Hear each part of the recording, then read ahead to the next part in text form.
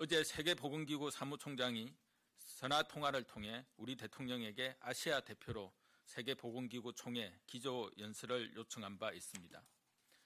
코로나19는 국내의 상황뿐 아니라 세계적으로도 확산이 안정화될 필요가 있어 국제협력이 매우 중요합니다. 특히 감염 확산 방지를 위한 방역, 치료기술과 백신 개발에 있어서 국가 간 협력이 필수적입니다. 이러한 측면에서 세계 각국에서 우리의 경험을 공유하고 함께 코로나19를 극복하는 방안을 모색하는 기회가 될 수 있으며 적극 협력할 예정입니다.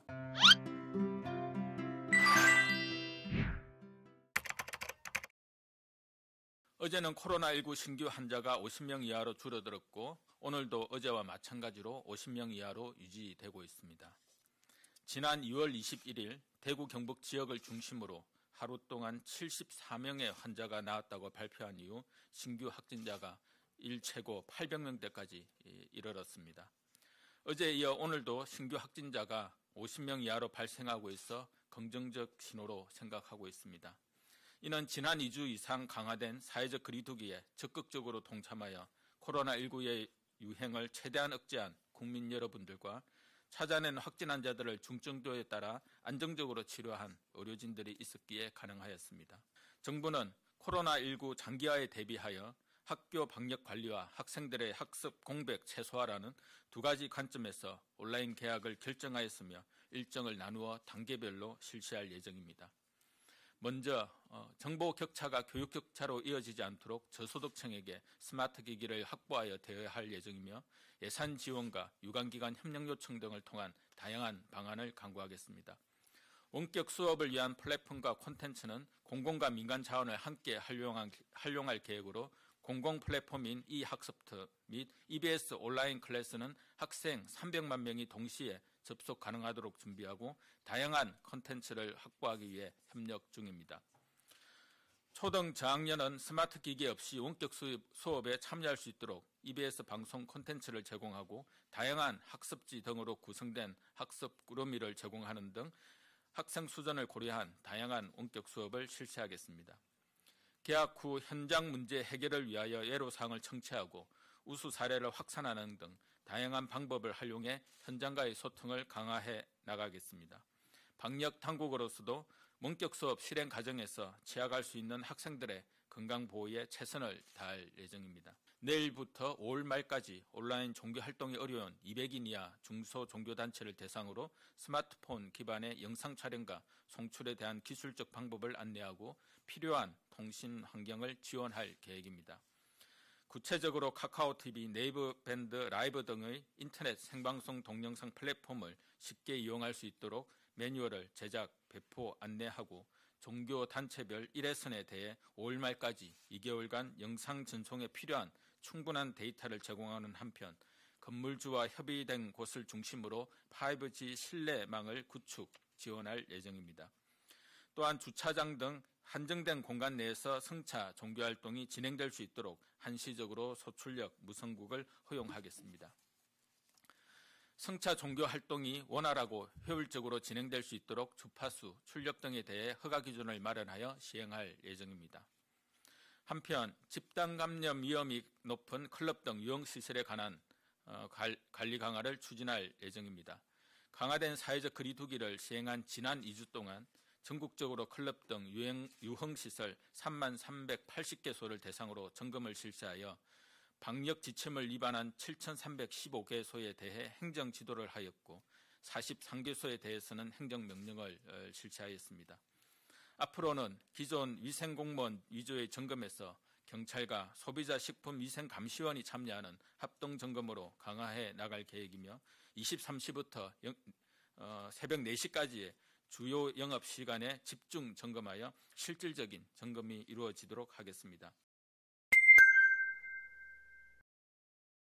네, 긴급복지 재원 제도는 갑작스러운 위기 상황에 처해서 생계 유지가 곤란한 저소득 가구가 다른 복지 제도로 지원을 받지 못하는 경우에 생계비 등을 지원하는 제도입니다.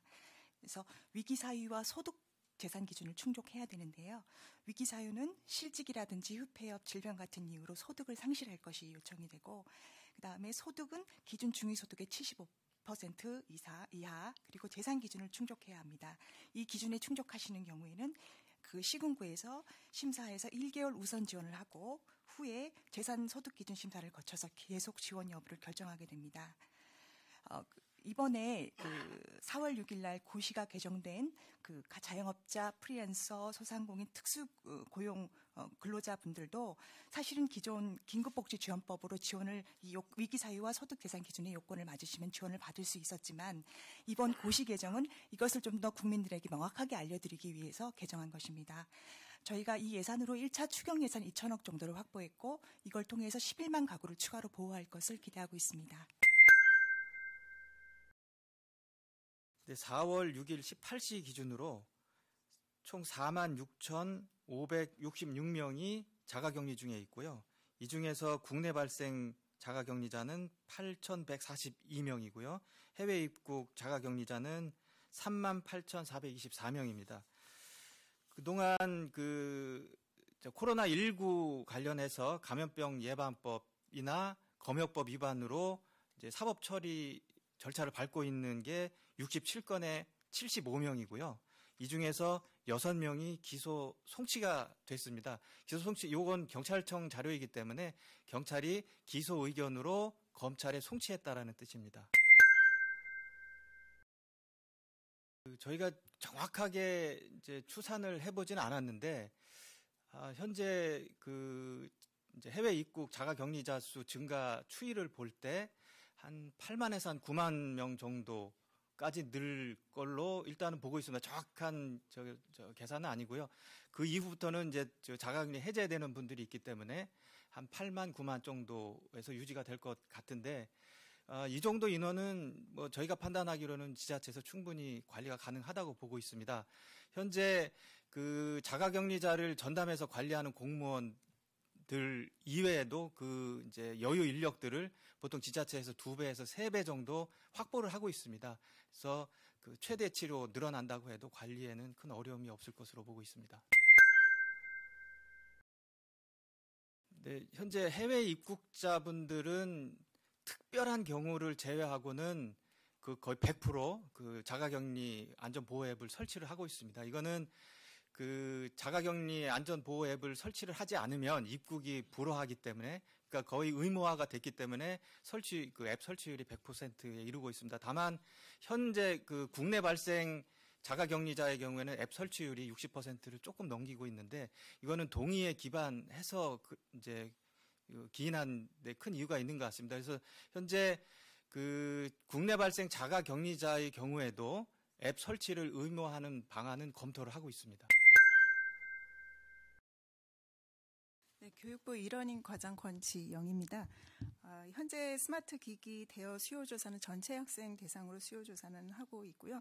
다만 그 지원 대상은 저소득층 교육급여자 학생을 우선적으로 지원하게 됩니다. 네, 그래서 이 부분 농어촌 학생들에 대해서도 전국 시도에서 각 학교별로 조사하고 있다는 부분 말씀드립니다.